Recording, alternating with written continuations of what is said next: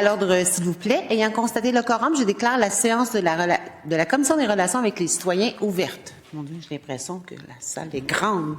La Commission est réunie afin de procéder à l'étude du volet conditions féminines des crédits budgétaires du portefeuille santé et services sociaux pour l'exercice financier 26-27. Une enveloppe de 2h30 a été allouée à l'étude de ces crédits. Je vous le dis tout de suite, ces minutes sont réparties comme suit. 4 blocs pour l'opposition officielle de 18 minutes 19 secondes, 2 blocs pour la deuxième opposition de 12 minutes 13 secondes, 2 blocs pour le Parti québécois de 12 minutes 13 secondes et 2 blocs pour le gouvernement de 12 minutes 12 secondes. Alors, Madame la secrétaire, y a-t-il des remplacements? Oui, Madame la Présidente. Monsieur Tanguy-Lafontaine est remplacé par Madame Garceau-Robert-Baldwin. Monsieur Fonté-Chia-Laurier-Dorion est remplacé par Madame Gazal-Mercier et Monsieur Bérubé Matane-Matapédia est remplacé par Madame Gentilcar-Terrebonne. Merci beaucoup. Alors, nous allons procéder, comme d'habitude, à une discussion d'ordre général par bloc. Je vous ai donné les minutes et ça inclut les questions et les réponses. Je suis maintenant prête à recevoir une première intervention et je me tourne du côté de la députée je m'excuse, Robert Baldwin. La parole est à vous. Vous avez un bloc de 18 minutes 19 secondes. Merci beaucoup, Madame la Présidente. Heureuse de revoir Madame la ministre dans les fonctions en termes de la condition féminine. Notre dernière séance, Madame la ministre, de crédit pour cette session parlementaire. On a beaucoup de choses à discuter. Et j'ose croire que, surtout avec le projet de loi qui a été déposé aujourd'hui, le projet de loi 4, le projet de loi de Clare, que nous allons améliorer la protection, la sécurité des femmes qui sont victimes de violences conjugales. On sait en ce moment, on a, et je sais que vous avez eu des rencontres, Madame la ministre, avec l'Alliance, la Fédération, le regroupement, et ça aussi, ça va porter fruit, je crois, parce qu'on veut tout le monde avancer afin de pouvoir mettre des mesures concrètes afin de pouvoir vraiment améliorer le système. Puis je veux dire, Madame la ministre, de regarder toute cette lutte contre la violence conjugale et on va se dire la lutte contre la violence faite aux femmes dans toutes ses formes. Parce qu'on l'a vu, oui, l'augmentation fulgurante de la violence conjugale depuis la pandémie, mais aussi le discours misogyne dans les dernières années, un discours masculiniste, un discours qui fait en sorte que c'est infiltré maintenant dans nos écoles, ça touche nos jeunes. On le voit de plus en plus en termes des jeunes filles, que ce soit même au primaire. Il y a eu une augmentation des agressions sexuelles dans nos écoles et ça, je n'ai aucun doute, nous sommes toutes et tous préoccupés par cette augmentation-là. Et donc, je crois qu'il faut maintenant comme prendre un pas de recul puis de voir le travail accompli, mais aussi de voir l'objectif devant nous, peut-être dans, je dirais, courte, moyenne et longue durée, mais d'avoir une vision vraiment globale de cette lutte, particulièrement contre la violence conjugale, parce qu'on a vu à travers les années les écarts, les lacunes dans notre système en termes de renforcer le filet de sécurité des femmes. Et là, je parle que ce soit les maisons d'hébergement avec maintenant l'évolution, je dirais, de leur mission à travers les années. Parce que ce n'est pas juste un hébergement, ce n'est pas juste un toit, c'est le soutien au quotidien, c'est l'accompagnement maintenant de plus en plus aux tribunaux, que ce soit civil, criminel, familial, DPJ. Elles sont là, les intervenantes, pour soutenir les femmes et aussi leurs enfants. Les services externes. Et les services externes, ça aussi, ça va être de plus en plus, la demande est déjà là. Certaines maisons, déjà là, ils ont atteint leur capacité et il y a des listes d'attente. Je sais que vous êtes au courant, Madame la ministre, mais avec la loi, on va dire la loi de Clare, ça va faire en sorte que avec, je vais dire, une campagne de sensibilisation. Ça va faire en sorte, et ça va être important, un peu comme rebâtir. Quand on voulait là, que les femmes, on voulait encourager les femmes de dénoncer la violence conjugale, il y avait SOS violence conjugale, on voulait les soutenir dans leur parcours. Et je crois que ça va être la même chose avec ce nouveau projet de loi, que évidemment nous allons collaborer afin de le bonifier puis d'assurer qu'il soit le plus complet possible dans les meilleurs délais. Mais je le vois déjà que la mère, la sœur, une meilleure amie qui va commencer à appeler les maisons d'hébergement pour avoir des renseignements et tout ça. Donc, ça aussi, ça va faire en sorte que il va y avoir de plus en plus de besoins à l'intérieur de ces maisons d'hébergement-là. Et donc là, on est dans le contexte. On sait en ce moment, on est rendu à 10 féminicides. On n'a pas, et l'année passée, on a déjà atteint le 50% de l'année passée, le 9 féminicides, dans un contexte de violence conjugale. C'est choquant, c'est préoccupant. Et je salue le discours d'ouverture de la première ministre, qui fait en sorte que la lutte contre la violence conjugale va être une priorité. J'aimerais en discuter avec vous pour avoir plus de détails au niveau des ressources. Mais là, il y a un constat qu'on doit faire tout le monde. Il y a eu malheureusement, dans les 3 dernières années, les maisons d'hébergement n'ont pas reçu d'augmentation de l'enveloppe du PSOC, qui a fait en sorte qu'il y a eu un manque à gagner qui a cumulé durant les dernières années. Puis là, qui était rendu à cette dernière année à 57,4 millions. Et oui, il y a eu une augmentation du PSOC pour les maisons d'hébergement, mais pas assez. Pour les maisons de première étape, on regarde l'équivalent d'environ 50% de leur budget qui était demandé. Et pour les MH2, les maisons de deuxième étape, c'est 15% de leurs besoins. Ça va même pas combler comme un poste, même c'est comme ça représente un demi-poste de plus. Donc moi, je voulais voir avec vous, Madame la ministre, est-ce que vous êtes en train de revoir, je sais que vous avez eu des rencontres, mais d'augmenter le financement en termes des services pour les maisons d'hébergement, parce que avec le budget qui a été annoncé, et avec les besoins qui demeurent et avec la loi de Clare, il va avoir les besoins vont augmenter encore plus. Donc, je voulais vous entendre à ce sujet. Madame la ministre. Merci, Madame la Présidente. Vous allez me permettre, Madame la députée de Robert Baldwin, de faire un petit bonjour à tout le monde, puis de mettre la table, tout ça. D'ailleurs, je suis très contente de vous retrouver. On a travaillé bien ensemble là, la première période où j'étais à la condition féminine. Je salue aussi la députée de Mercier, qui est très impliquée. On le voit dans ses questions. Elle aussi, je suis contente de la retrouver. On a bien travaillé sur l'avortement, notamment, quand j'étais là pendant la première période. Je salue également la députée de Terrebonne, qui se joint à nous, avec qui j'ai fait les crédits de la lutte contre la transphobie et l'homophobie hier. Je veux aussi saluer mes collègues, la députée de Soulanges, la députée de Lebinière-Frontenac, le député de Jonquière aussi, un représentant des hommes au crédit de la condition féminine, et bien sûr saluer le travail formidable du secrétariat de la condition féminine qui change de port d'accueil assez régulièrement, qui a commencé aux relations internationales quand j'étais à la condition féminine, qui est passé à la santé et qui se retrouve à l'enseignement supérieur. Tiens, on me dit que la députée de l'Abitibi-Ouest aussi, que j'ai failli oublier, mais non, je ne peux pas l'oublier, est ici.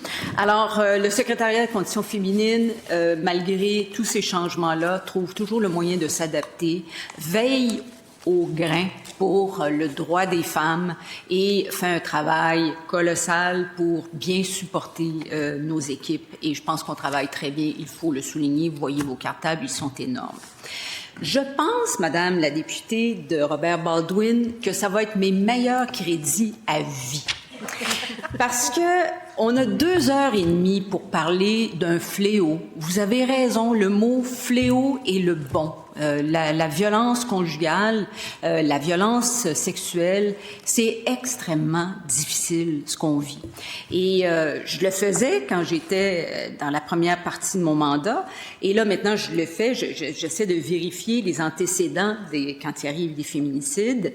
Et quand je suis arrivée, j'ai demandé à la sous-ministre adjointe au secrétariat de conditions féminines, est-ce que vous pouvez me faire le portrait des 10 féminicides? Bon, évidemment, on n'a pas un portrait exhaustif, les rapports du coroner sont pas sortis, mais quand même, ce qu'on sait comme information préliminaire, c'est que aucune de ces femmes-là n'a utilisé les services, soit de maisons d'hébergement ou les différents services qu'on avait sur le terrain. Alors, on en échappe encore et c'est douloureux.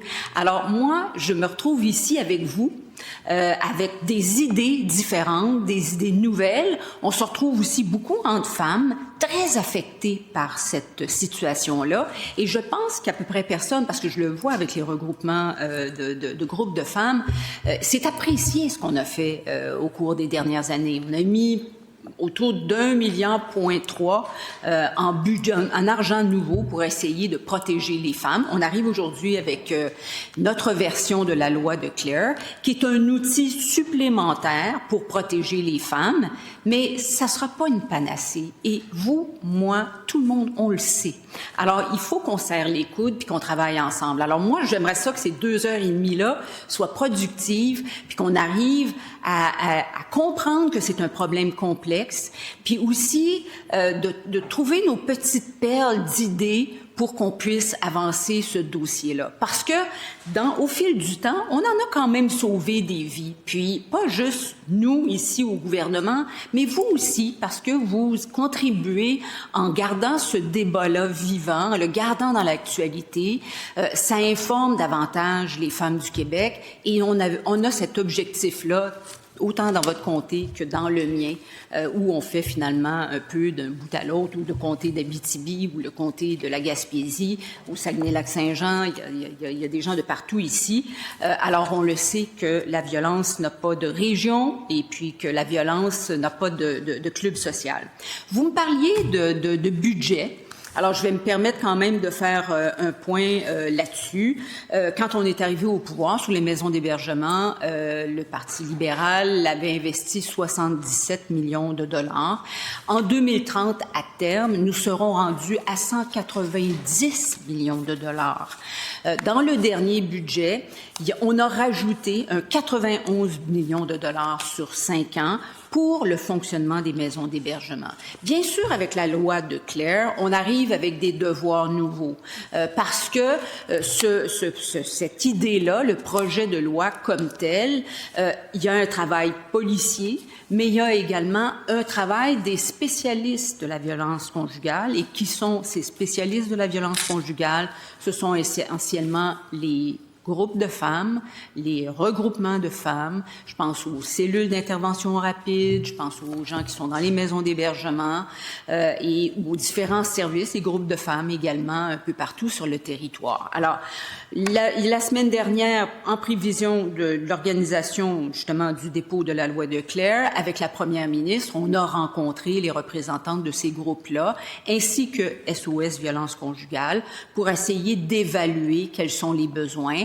et voir avec l'enveloppe de 91 millions qui a été annoncée dans le budget 26-27, si on est capable de répondre à ces besoins-là. Maintenant, sur la finalité, parce que vous me parliez là, de détails sur qui va pouvoir répondre, qui va pouvoir déposer une demande, etc., dans le projet de loi Claire, je vais être capable de répondre dans la mesure de ce qu'on a déposé et de la vision qu'il y a derrière, mais évidemment, il va y avoir des débats qui vont se faire en commission. Je présume que vous allez y participer. Je pense que votre connaissance des maisons d'hébergement et de la situation de la violence à l'égard des femmes est riche. Je pense que ça va enrichir ce projet de loi-là et que c'est dans ce cadre-là qu'on pourra travailler sur les fins détails de ce projet comme tel pour le rendre meilleur et pour qu'il protège le plus de femmes possible au Québec. Donc, on continue.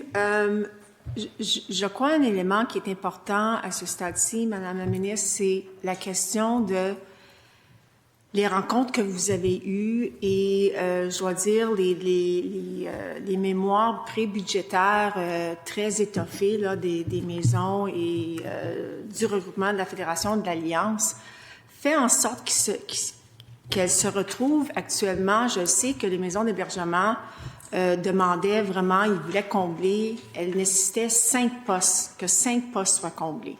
Mais là, avec le budget, pour les maisons de première étape, on comble 1 poste, puis les maisons deuxième étape, avec un 3 millions supplémentaires par année, c'est juste un demi-poste. Il est là le problème. Parce que là, en ce moment, lorsqu'on regarde, et c'est pour ça que je parlais de l'évolution de la mission des maisons d'hébergement, et les cellules de crise qui ont pris quand même une grande importance dans le travail des intervenantes, parce que ça fait en sorte que c'est les intervenantes, que ça soit à 9 heures le matin ou à 3 heures du matin, quand SOS Violence appelle ou une femme arrive à la maison, c'est les intervenantes qui vont faire l'évaluation de la dangerosité de cette femme-là en termes de est-ce qu'on doit déclencher la cellule de crise. Et donc, ça, on le voit de plus en plus. C'est un travail extrêmement important et exigeant. Et aussi, elles font de plus en plus d'ateliers, de cours de sensibilisation dans les écoles qui, pour moi, puis on va en parler aussi un petit peu plus tard, est vraiment fondamental qu'elles continuent de faire ce travail-là. C'est très important.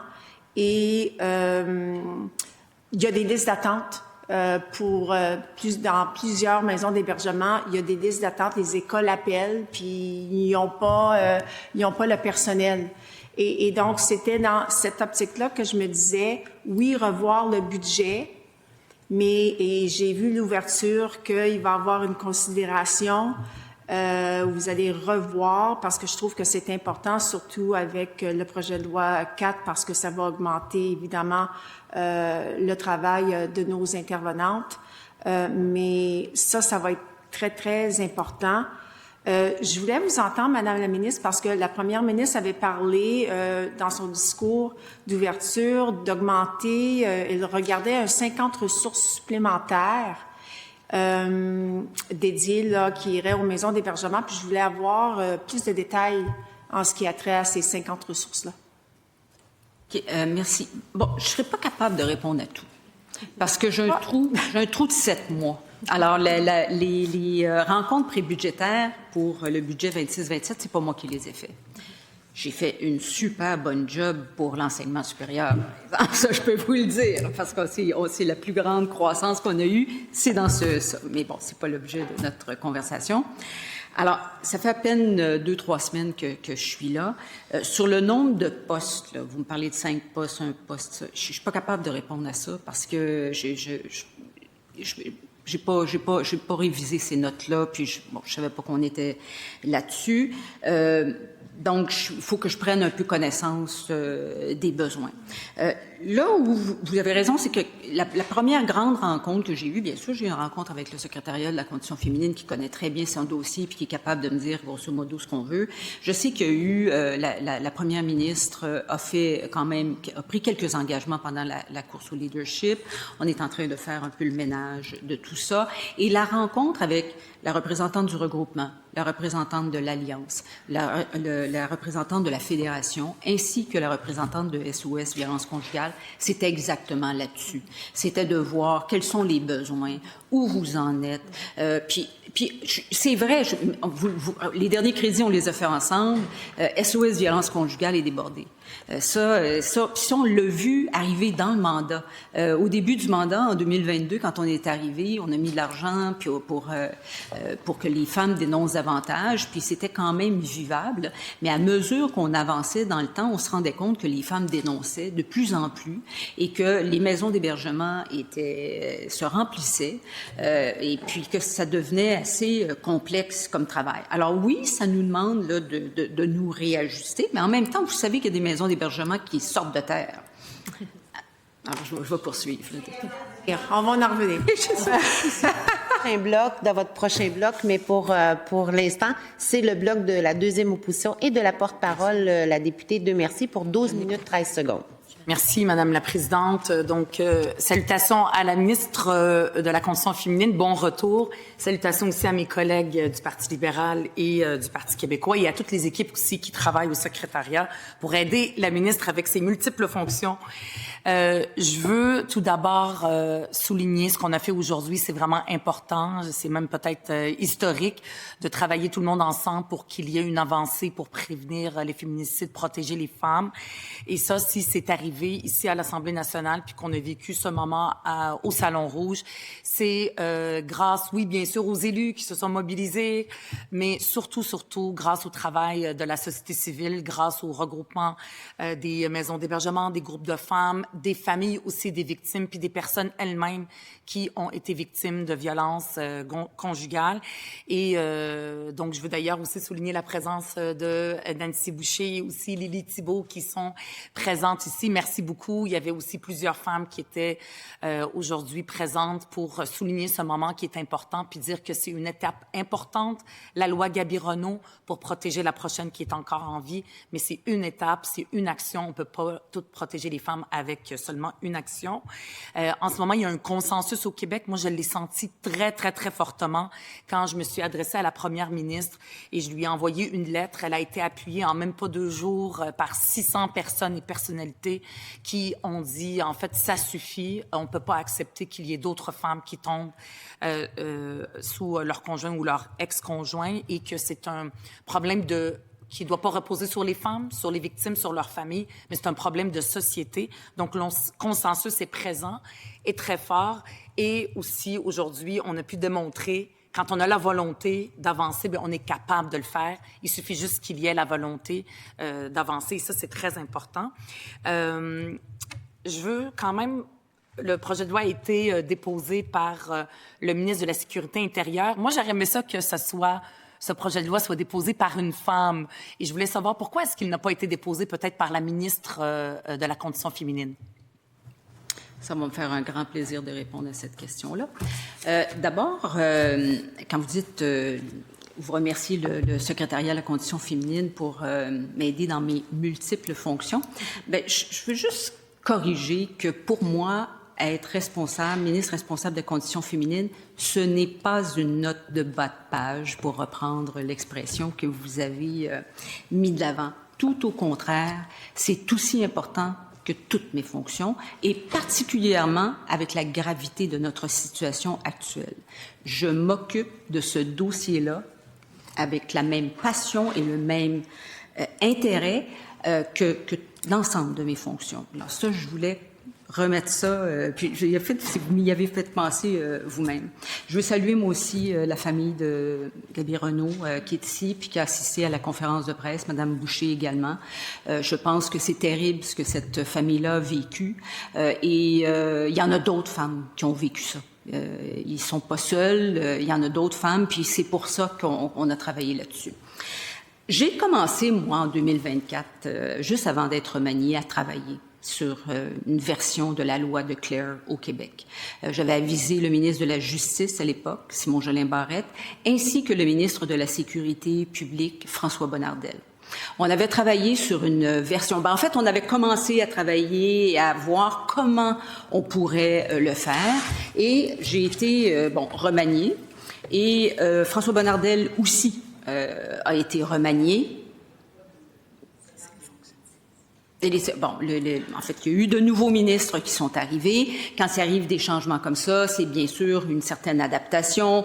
On revoit les objectifs. Mais j'ai eu vent que le secrétariat à la Condition féminine avait quand même gardé son dossier au chaud, pas trop loin, prêt à le travailler. Et quand le nouveau ministre de la Sécurité intérieure est arrivé en place et que le nombre de féminicides augmentait, il a repris ce dossier-là sous l'impulsion de la première ministre. Et le ministre de la Justice est au courant que je travaillais là-dessus. Alors on a commencé à en parler davantage. Et c'est dans ce sillon-là que cette version-là est arrivée, qu'on a décidé d'aller en accéléré.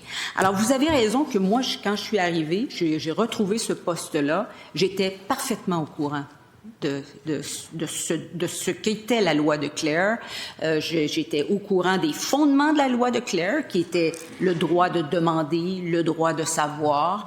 Alors, c'est un peu comme ça, vous gardez votre monde parce que vous êtes pour m'entendre? alléger un petit peu OK. Alléger la. Bon, alors, pourquoi c'est pas mon nom? Nous voulions le co-signer parce que il y a deux objectifs. Il y a deux dirigeants là-dessus. Il y a deux leaders dans ce dossier-là. Il y a le ministre, il y a la police et il y a les groupes de femmes. Alors, on voulait que ce projet de loi-là soit co-signé et il y a un parti d'opposition qui a refusé qu'on le co-signe. Ça demandait le consentement de tous les partis. Et c'est comme ça que ça s'est passé. Alors, la police, c'est le ministère de la Sécurité intérieure qui le lead. Je suis déçue, vous allez me permettre quand même une petite note de bas de page.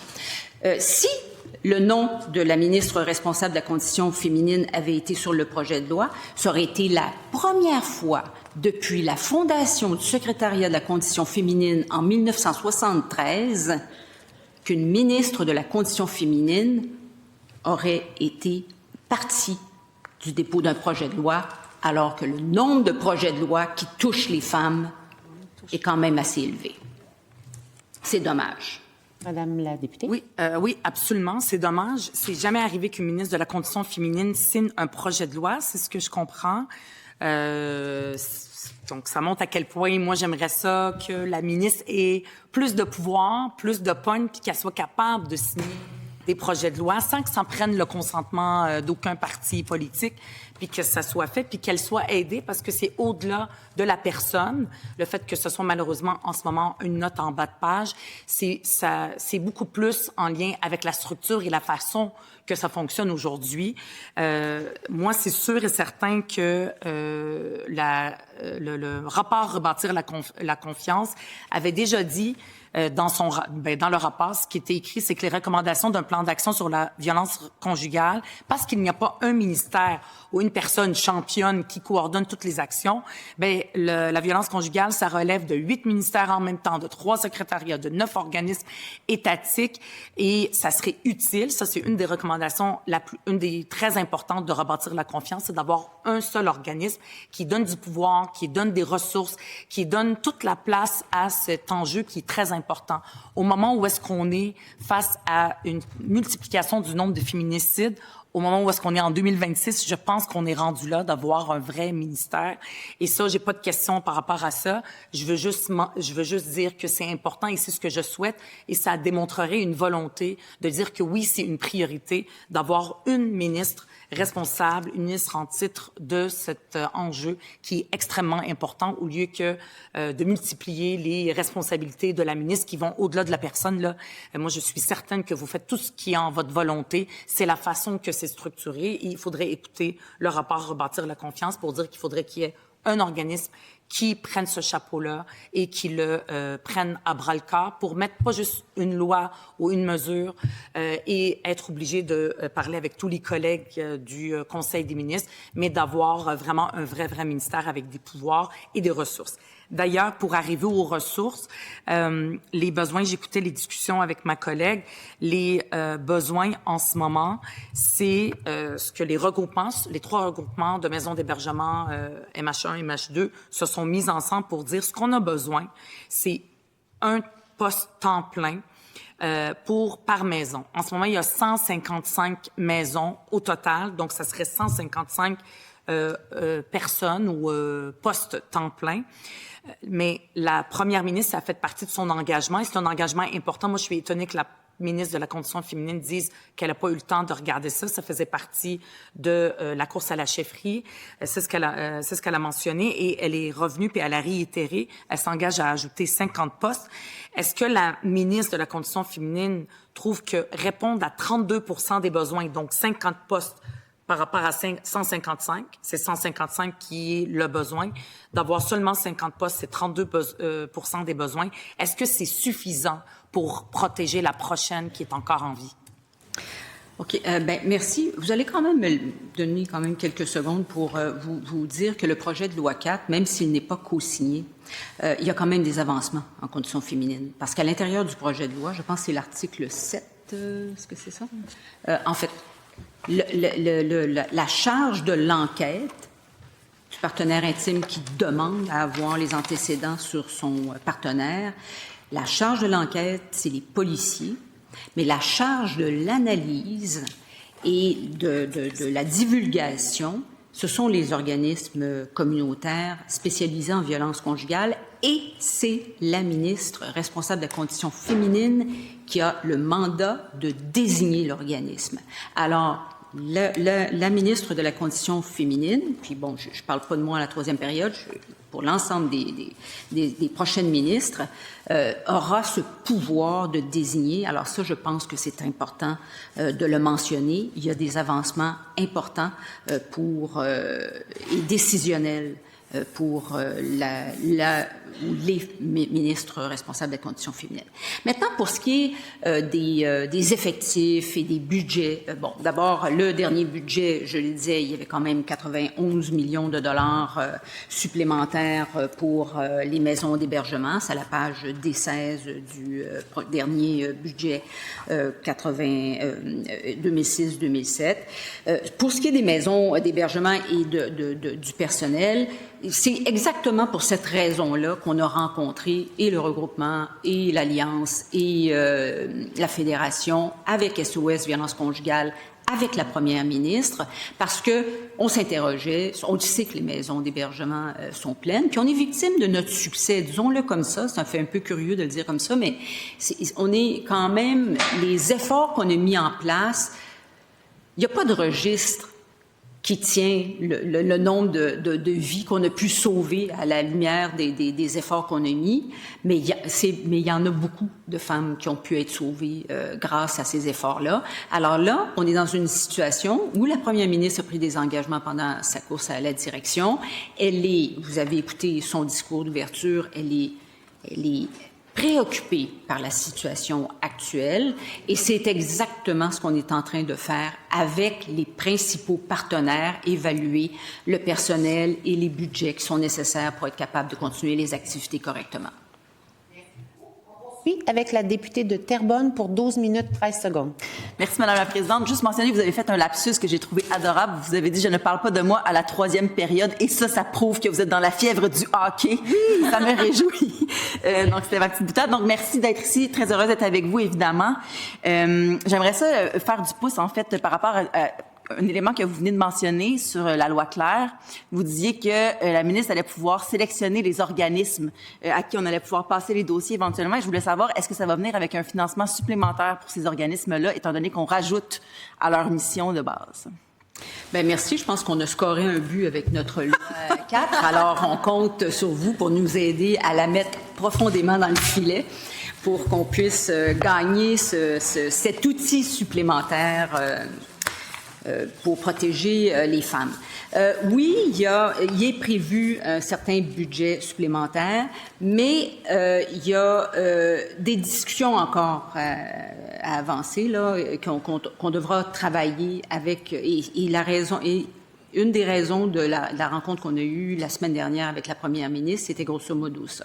Et également, est-ce qu'il y a moyen de prendre une partie des budgets du 91 millions qui est prévu sur 5 ans dans le dernier budget 2026-27?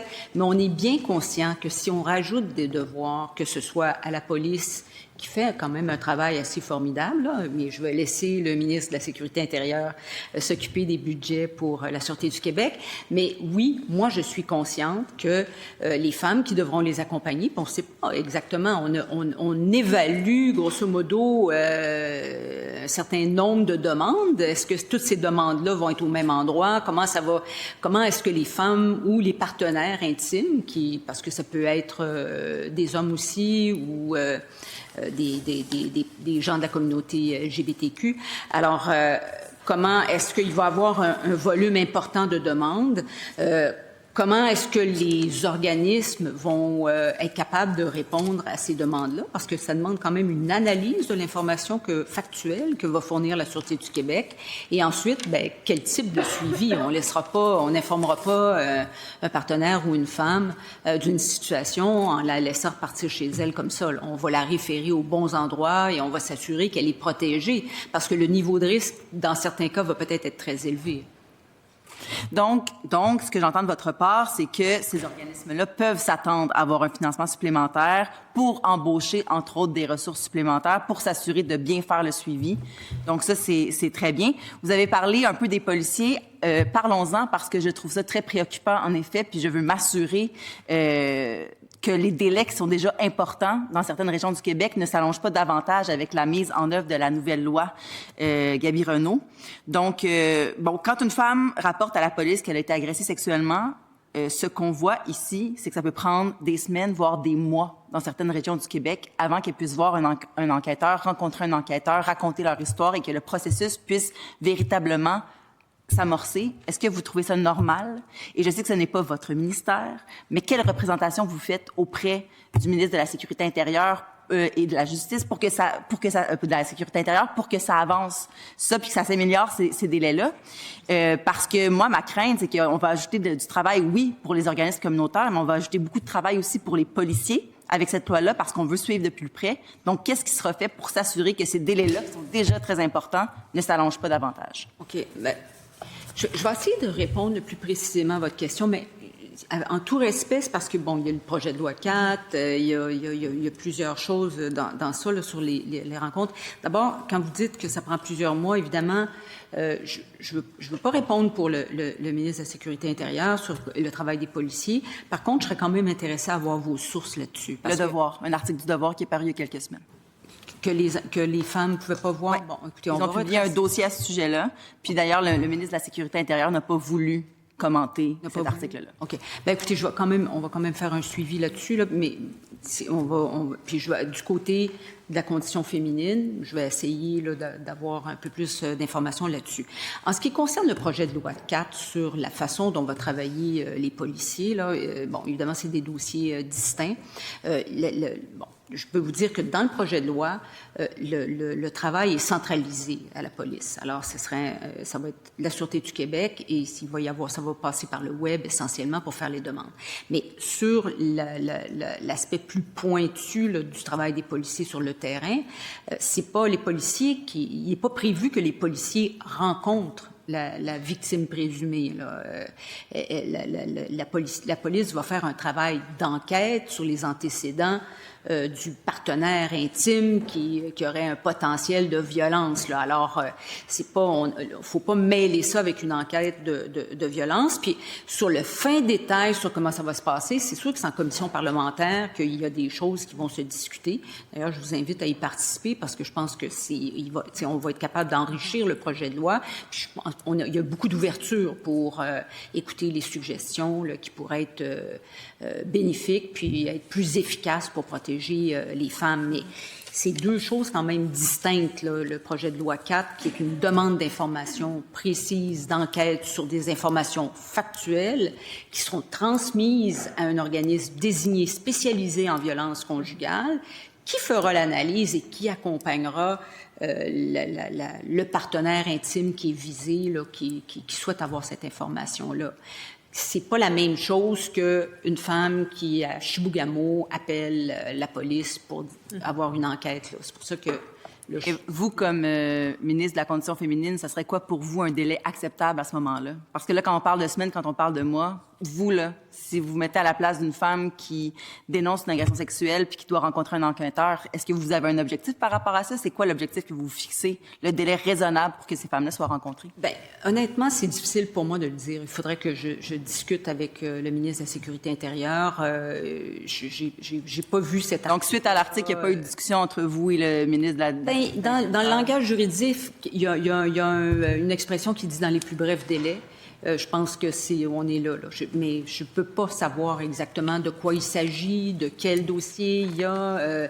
Je pense qu'il y a un certain travail qui devra se faire. Pour ce qui est de la loi de Claire, qui est un autre dossier, C'est sûr que le travail, c'est un travail de prévention et on s'attend, puis le ministre de la Sécurité intérieure va vous le dire, que si on remarque un degré de dangerosité élevé, la connexion va se faire assez rapidement. 10e féminicide déjà, donc vous l'avez dit, vous avez une pause de 7 mois. Vous avez pu prendre un peu... J'ai pas une pause, là. Une pause de ce dossier-là.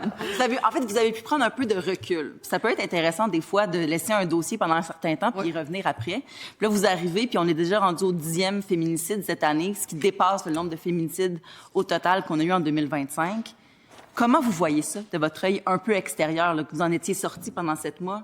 Où est-ce que ça fonctionne pas? Puis là, je sais qu'on a une loi qui est en place, puis je suis la première à m'en réjouir. Mais qu'est-ce qui fonctionne pas? Qu'est-ce qu'on pourrait faire de plus? Qu'est-ce qui fait que la mayonnaise pogne pas, comme on dit, puis qu'on n'arrive pas à renverser la vapeur? On fait pas de la mayonnaise. La violence conjugale, là, c'est pas une recette. Parce que si on la connaissait, la recette, on l'appliquerait. Puis c'est un problème qui est extrêmement complexe.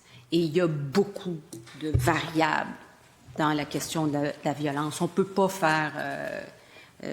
un cas, c'est tous les cas. Et c'est ça, l'enjeu. J'expliquais tout à l'heure que quand je suis arrivée, puis honnêtement, la pause, comme vous dites, je m'en serais passée. J'aurais aimé ça continuer. J'aime beaucoup ce dossier-là. Je suis très contente de revenir. Ma prédécesseur a bien gardé le fort, puis je remercie l'ancienne ministre de la Condition féminine, mais je serais restée, puis j'aurais continué, parce que c'est un problème complexe qu'il faut tous les jours adresser et s'assurer qu'il y ait des mesures pour accompagner le plus possible les femmes. Mais en fait, on a certains succès, mais oui, il y a des cas qui nous échappent. Et une des choses que je faisais, et je l'ai fait tout de suite en arrivant, en revenant dans mon poste, j'ai regardé les 10 cas depuis janvier et j'ai demandé au secrétariat de Condition féminine de me dire si ces femmes-là avaient utilisé les services qui étaient en place. Et non. C'est 0 sur 10. Les rapports du coroner vont sortir, vont peut-être nous apprendre de nouveaux détails plus factuels parce qu'il y aura une enquête. Mais là, avec l'information qu'on a entre les mains, là, il n'y en a aucune. Ça veut dire que on en échappe. Puis les statistiques montrent qu'une femme qui veut sortir d'un milieu toxique, ça peut prendre jusqu'à 7 reprises avant qu'elles sortent réellement. Alors, on a encore du travail à faire pour encourager les femmes à dénoncer, à quitter, à utiliser le réseau également autour de ces femmes-là pour les aider le plus possible. Or, faut-il que quand elles soient prêtes à utiliser les services, il y ait des services disponibles. Et là, je vais vous amener sur les maisons d'hébergement pour femmes victimes de violences. Est-ce que vous pouvez me dire combien de nouvelles maisons ont été construites pour les femmes victimes de violences en 2025-2026? Oui. Parce que Santé Québec nous disait qu'ils n'avaient pas accès à ces chiffres-là, donc moi, j'aimerais que vous me donniez le chiffre. Ah ben moi, oui, parce que, écoutez, quand moi, je suis partie en 2025, on avait 17 maisons de deuxième étape.